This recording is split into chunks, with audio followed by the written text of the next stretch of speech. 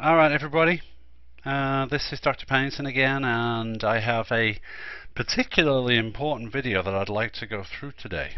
We're going to be spending a couple of days on this in class, and this is one of the most important concepts that we're going to learn in this course, for the simple reason that you're going to be using this information over and over and over again for the rest of this semester. Next semester in 1212, in Organic 1 and 2, you're going to need to know how to draw Lewis structures and what they mean. So this is really important stuff that we're going to do. So we're going to go through a little bit of basics about how it's done, look at the rules, and we're going to go through several examples of more complicated molecules as we go, as way of example. So there are several rules about how we draw Lewis structures, and in case anybody's wondering, a Lewis structure is simply just a flat two-dimensional representation of what a molecule looks like. Okay, so as far as three-dimensional representations go, these are not particularly accurate, but they do give you an idea about bond attachment and how things are attached to each other and what's attached to what. And one other important thing to know about these is where we start from. The electrons that we're going to be using to come up with these Lewis structures are the valence electrons, in other words, the outermost electrons of each atom. The fact is, for every element in the periodic table, it's the valence electrons, we've seen this before, that determine reactivity, that determine the chemical and physical properties of all the elements. So those are the electrons that we're going to use. The core electrons we're not going to worry about. The rules here are ordered slightly differently than in the book, but they illustrate exactly the same point.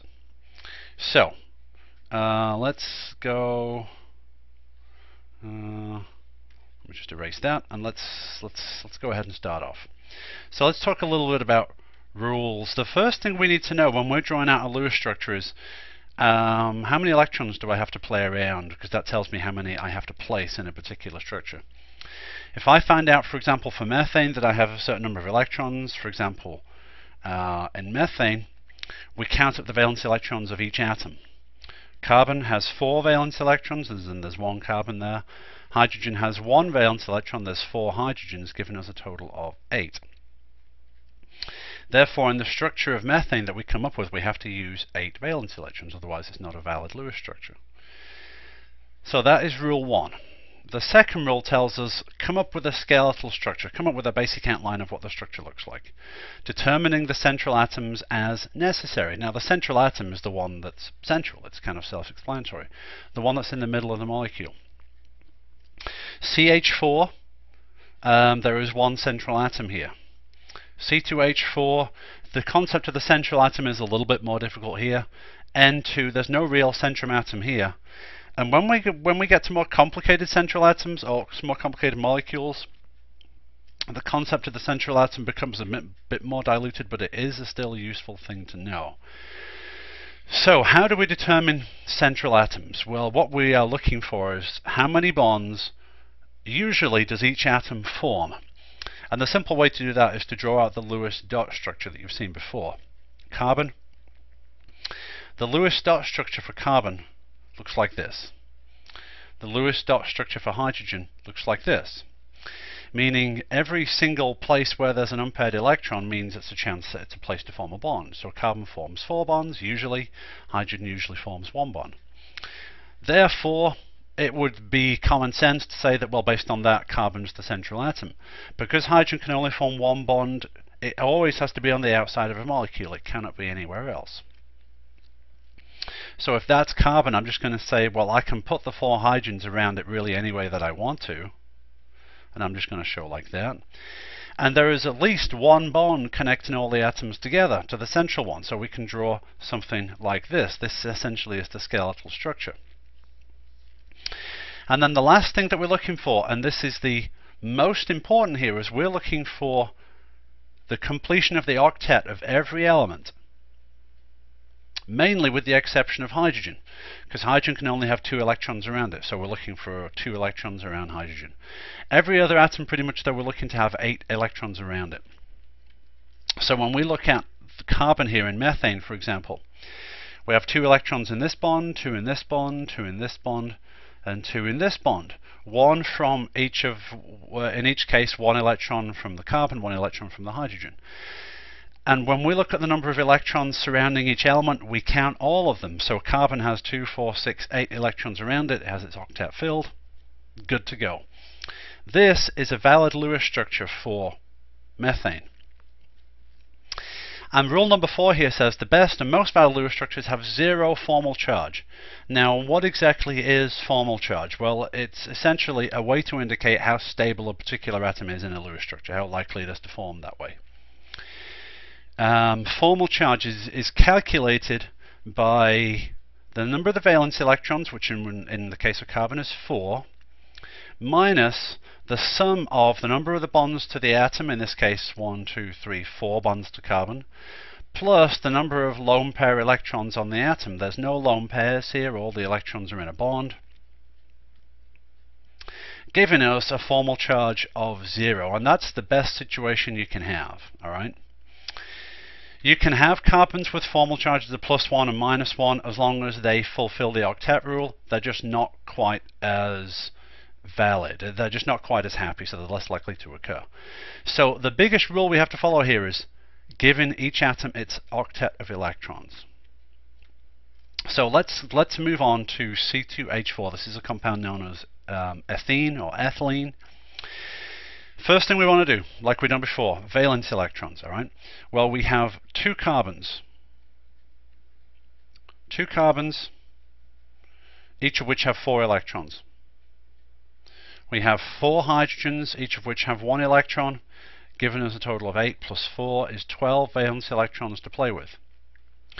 Now, when we talk about the concept of the central atom here, I can't really say there's one single central atom because I have 2 carbons.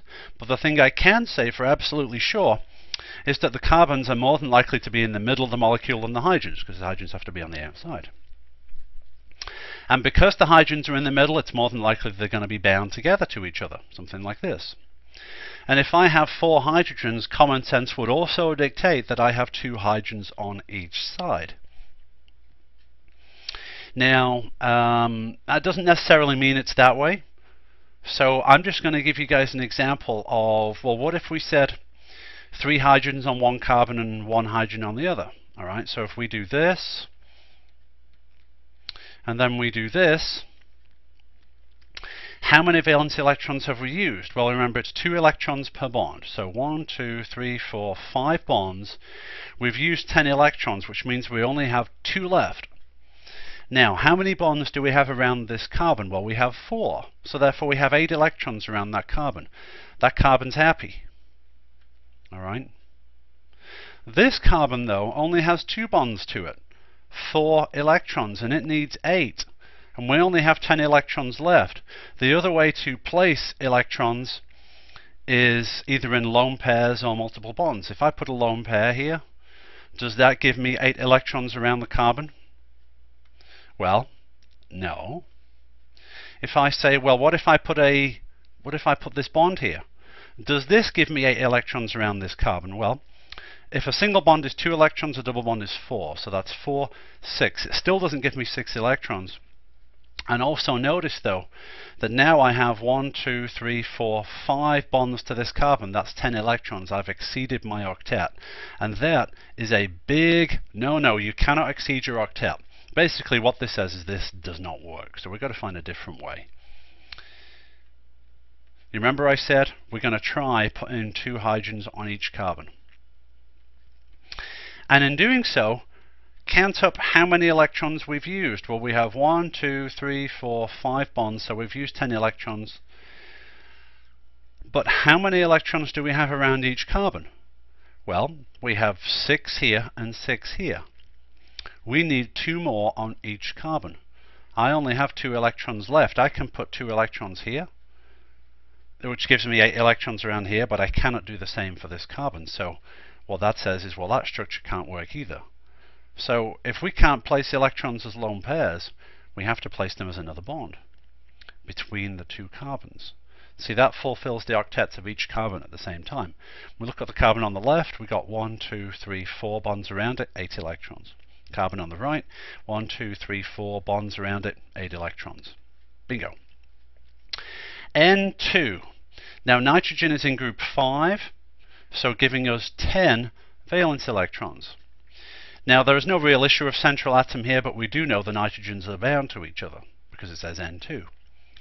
Nitrogen, just like anything else, wants to have its octet. You want 8 electrons around each nitrogen.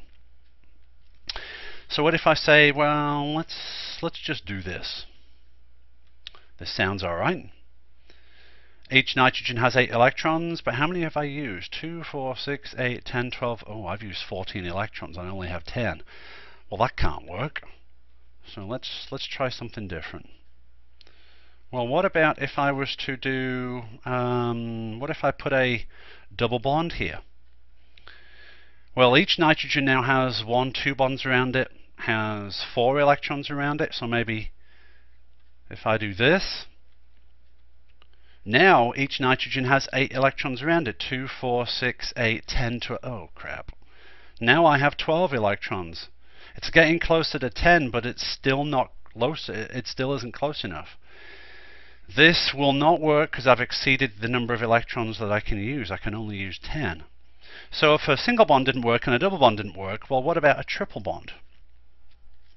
That gives me 6 electrons I've used, and because each nitrogen needs 8, I put 1 lone pair and 1 lone pair here. 2, 4, 6, 8. 2, 4, 6, 8. Valid Lewis structure. Now let's move on to methanol, CH3OH. The concept of the central atom becomes more diluted here because I have 3 different types of atoms. But the thing you can say for absolutely sure is that the hydrogens are going to be on the outside of the molecule. And if you were to ask yourself between carbon and oxygen which one's going to be most central, well, the simple way to do that is to look at the Lewis dot structures of each. Carbon has 4 valence electrons, 1, 2, 3, 4 places to form bonds. Oxygen, on the other hand, has 6. It's in group 6. Once I go around once, then I start pairing electrons up. I only have two single electrons left, so therefore 2 places to form bonds. Oxygen can form more bonds with the lone pairs, but for right now, assume the fact that there's two single electrons here means usually forming 2 bonds. So carbon forms more bonds than oxygen usually. So therefore carbon is the most central of our atoms. And also take a look at it. In some cases, the structure that you're given, the formula that you're given, dictates the structure to you. This actually says CH3, which what it means is a carbon with 3 hydrogens bonded to it. That's what CH3 means. And then OH means an oxygen with a hydrogen bonded to it. But then the last part of the puzzle here is, what about the oxygen and the carbon here? Well, carbon wants 8 electrons around it. Oxygen wants 8 electrons around it as well. And for carbon, we get those 8 electrons by having 4 bonds like we had here and here. So the simple idea would be to say, well, let me put a bond there. Now look at the carbon. How many electrons are there around the carbon? Well, there's 1, 2, 3, 4 bonds, so 8 electrons. The carbon's okay. Each of the hydrogens we know is fine because they're all on the outside. The oxygen, though, only has 4 electrons around it, and it wants 8. So we can put 2 lone pairs. We can't put any more bonds here because that would exceed the carbon's octet. It would also exceed the possibility of giving hydrogen just 1 bond. Now, one thing that I neglected to do here is figure out the valence electrons, and if we figure this out, we should find that this is the number that we need. So carbon is 4, and there's 1 carbon. We have 4 hydrogens, each of which has 1 electron, and then we have oxygen, which is in group 6, and there's 1 oxygen. So 4, 10, 14 valence electrons in total. So let's count the things up. 1, 2, 3, 4, 5 bonds, 10 electrons, 12, 14. Alright, so notice we can add bonds. We can count up electrons in terms of bonds or lone pairs, and that gets us to our 14. Alright, let's move on to this next structure right here. Again, this one is kind of similar to The last one, because it tells us sort of an order of how things are arranged. This tells us, without us doing much else, we have a CH3, which is a hydrogen with, a carbon with 3 hydrogens on it. And then we also have a CH3 on the other side. The thing that is not immediately apparent is the CO2. How are those arranged? Because somehow that CO2 has to be arranged and somehow connected between these two. But before we do that, let's just check valence electrons. We know we have 3 carbons, each of which has 4 electrons, right? So I have 3 carbons, each of which has 4 electrons, that's 12. I have 6 hydrogens, each of which has 1 electron, that's 6. And then I have 2 oxygens, each of which has 6, giving me 12 valence electrons. So you can see this is actually going to give us 30 valence electrons to play with, more than we've seen before. Alright, so let's look at this central carbon here, because we have to figure out how are we gonna do that. Hopefully it makes sense that we have to connect these two somehow. We can't just connect them together, because then we've got to connect the CO2. And if you were to ask yourself, well, which of those atoms is most central? Well, it's more than likely carbon, because it forms 4 bonds. So one option would be to say something like this. Can we say this? Put that here. Now if we need to do that, how many electrons do we have to put around each oxygen? Because each oxygen only has 2 electrons around it, we've got to add all these lone pairs. So if I do that, I just want us to check something. How many carbons, or how many electrons have we used? Well, how many single bonds do we have? We have 1, 2, 3, 4, 5, 6, 7, 8, 9, 10. We have 10 bonds here, meaning 20 valence electrons. Now for the lone pairs, we have 1, 2, 3, 4, 5, 6 lone pairs, which is 12 electrons. Notice that gives us a total of 32. We only have 30 electrons to place, and yet we've used 32. So that should tell you, bollocks, something is messed up. So I cannot have the 2 carbons coming off here, the 2 oxygens coming off the carbon. Well, what if I say maybe, if I just erase that, what if I say maybe, well, would things change if I do something like that and put a double bond there? Well, then we have a problem, because we've now exceeded the octet of the carbon, so that's a big no-no as well. So let's just erase all this and figure out, well, what else can we do? The carbon's got to be in there somewhere, but so do the oxygens. What about if we were to try put a carbon here, maybe put 1 oxygen up here, and then the only other option that we have is to put one of the oxygens in line with those carbons.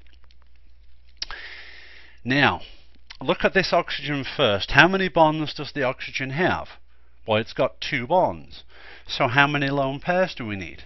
It's got 2 bonds, so it's got 4 electrons, so we need 4 more, 2 lone pairs. Now, this oxygen up here, take a look at the carbon as well. We have 2 options for what to do here. The easiest option is to give the carbon 8 electrons by doing what we always do to carbon and giving it a 4th bond.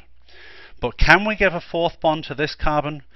And what happens to the oxygen when we do that? Well, what we do is we put a double bond here. We give the carbon 2 bonds and 4. We give the carbon 1 more bond to give it 4 bonds and 8 electrons. We give this oxygen 2 bonds, so it's got 4 electrons around it. And so now how many electrons do we need to put on the oxygen in lone pairs? Well, it's 4 electrons. Now let's just count up what we've done.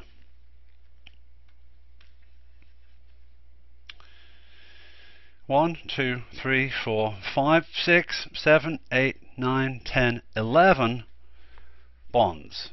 That's 22 valence electrons, leaving 8 valence electrons left, or 4 lone pairs. 1, 2, 3, 4.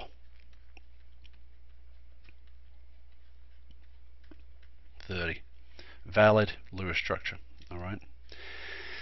Now the last one I want to touch on, this one is more complicated, because notice this one gives you something of an idea about how things are connected together. This does not. In fact, it has a hydrogen kind of out of order here. This is one way of writing acetic acid, and it's the way of writing it that you usually see in Gen Chem, so you know that it's an acid. But that doesn't help us if what we're trying to do is to figure out the structure. Well, we have 2 carbons, 2 oxygens, 4 hydrogens. All right, so 2 carbons gives us 8 valence electrons, 4 hydrogens give us 4 valence electrons, and 2 oxygens give us 12 valence electrons. So for a total of 24 valence electrons. Which of these atoms is going to be most likely to be at the center of the molecule? Most central? Probably the 2 carbons. Okay. So if we just start there, 2 carbons. Which atoms are going to be around the outside? Well, more than likely it's going to be the hydrogens. All right. But if the hydrogens are around the outside, we cannot. We must have the oxygens drawn on before we put the hydrogens on. Because if we put the hydrogens on first, we preclude anywhere for the oxygens to go. But notice that we have some options here about what we can do. What if I was to say, well, let's put 1 oxygen on here and maybe 1 oxygen on here? You know, we wouldn't necessarily know any other way. And then we put on the 4 hydrogens. Maybe something like this. Alright, so let's just try that. How many valence electrons have we used? Well, we've used 1, 2, 3, 4, 5, 6, 7 bonds, so 14 valence electrons. What we have to do here is, well, we have to give the oxygen its enough lone pairs to give it an octet. In each case, 3 lone pairs. And add all these up and these up, that's 12 valence electrons. You're going way too far over. You're actually going to 26. That's just too many. So that's not going to work. Now I want to see if you guys can notice a pattern here. Take a look at the oxygen here. Look at the number of bonds it forms. Look at the oxygens here. Look at the number of bonds that they form. There is a pattern here that you can see which tells you the number of bonds that oxygen usually forms. And that number of bonds is 2. Oxygen usually forms 2 bonds because that gives oxygen a formal charge of 0. Let me give you an example. All right. Let's look at this oxygen. Remember we said the formal charge is the number of valence electrons, which for oxygen is 6, minus the combined total of the number of bonds to the atom plus the number of lone pair electrons on the atom. Not lone pairs, but lone pair electrons. Number of bonds to the atom, 1, 2. Number of lone pair electrons on the atom is 1, 2, 3, 4. Formal charge of 0. If you did the same thing for this oxygen, you'd get exactly the same score. So the point I'm trying to make here is each oxygen is looking to form 2 bonds, usually, to give it a formal charge of 0. In some cases you can't do that. We'll see that in a later video. So let's go back to here. Well, if I want to give my oxygens 2 bonds, what if I was to do that? Now what's the problem with that? Well, I've violated the octet rule for both carbons. I've gone too far. I can't have 10 electrons around each oxygen. So I've got to do something else. So let's just scrub this out and start all over again. We are absolutely right that we need to start off with the 2 carbons, though. Right? If I can't do both carbons with a double bond, what about if I have 1 carbon with a double bond? What if I was to say maybe this? Then I'd have a couple of options. And that other option would be, well, where would I put the other oxygen? Well, I could put it on the opposite carbon or on the same carbon.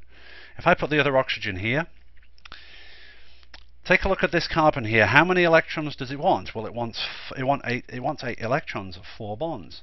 I also need to place 4 hydrogens. I can place 3 of them here. And then the question is, where is the 4th? Well, the 4th has to be a hydrogen coming off a bond that needs an atom that needs another bond, which in this case is oxygen. Let's look at lone pairs here. 2 bonds to this oxygen, so 4 electrons. So you need 4 electrons here. 2 bonds to this oxygen, so 4 electrons. So 4 electrons here. Let's count them up. 1, 2, 3, 4, 5, 6, 7, 8. That's 16 electrons. 18, 20, 22, 24. That's valid Lewis structure. But what if you'd said, hang on, we were here. Why can't we put the oxygen on the other carbon? Can we not do something like this? Put on the lone pairs here and the lone pairs here. Alright. Is there anything wrong with this Lewis structure? Are we breaking any octets or anything like that? Do we have the 24 valence electrons? Well, 1, 2, 3, 4, 5, 6, 7, 8 bonds, 16 electrons, 18, 20, 22, 24. Actually, no. Carbon's got 8 electrons, oxygen's got 8 electrons, everything's fine. So the fact is, although I called this acetic acid, if I hadn't have said that, either one of these two would have been valid. So you'll find in some cases there's more than one Lewis structure that might be correct. We have no formal charges of anything other than 0 here, so both of these are just fine.